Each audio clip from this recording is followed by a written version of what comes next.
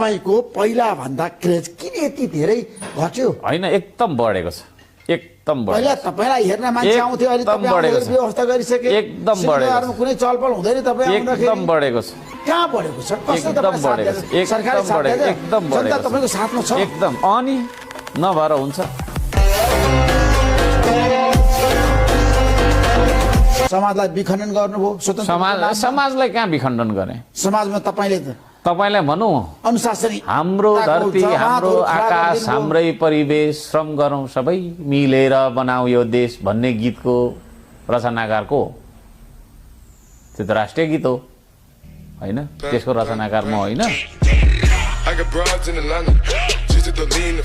मेरो अधिकारको कुरा हो। म केपी ओलीलाई भेट्न आएको होइन, प्रधानमन्त्री भन्ने पदलाई, मलाई पदलाई भेट्न आएको मान्छे हो। तर प्रधानमन्त्री लोकपाल तपाईलाई पठाइदिनु भयो, कसैले सामानलाई म किन भेट्ने भनेर उहाँले हिम्मतै गर्नु भएन मसँग आँखा जुदाउने।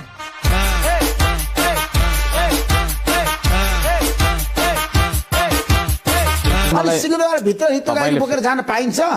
जुन जनताले मलाई भोट दिएर विश्वास गरेर मलाई जिताउनु भयो नि, उहाँहरूको लागि मैले गर्नुपर्छ, काम गर्नुपर्छ, आवाज उठाउनुपर्छ है। उहाँहरूको सेवा सुविधाको लागि ठुलो कुरा गर्ने तपाईँ भने सिंहदरबार भित्र जाने रित्तो गाग्री बोकेर जानु नहुने भनेर कहाँ लेखेको छ? र लाउरेहरूको सहर हो नि त होइन? लाउरेको सहर हो, तर त्यहाँ खोइ त पर्यटकहरू गएको, मलाई बताउनुहोस् त। पर्यटकहरू नजानुको कारण त्यही त भनेको त, अर्को साम्पाङ आएको थिएन नि त।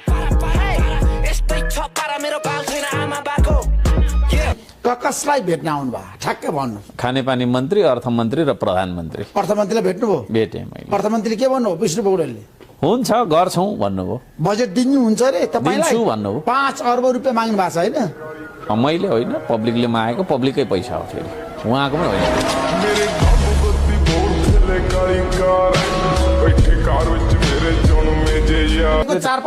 श्रम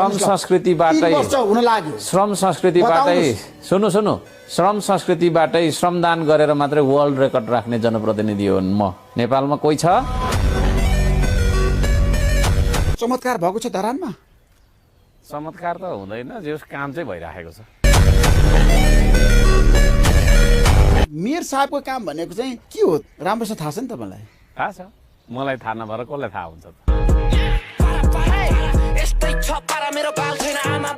अहिले श्रम पर्यटन भइरहेको छ सर, तपाईँलाई मेरो निम्तो छ, आउनुहोस् 1 घन्टा तपाईँलाई ढुङ्गा बोकाउँछु।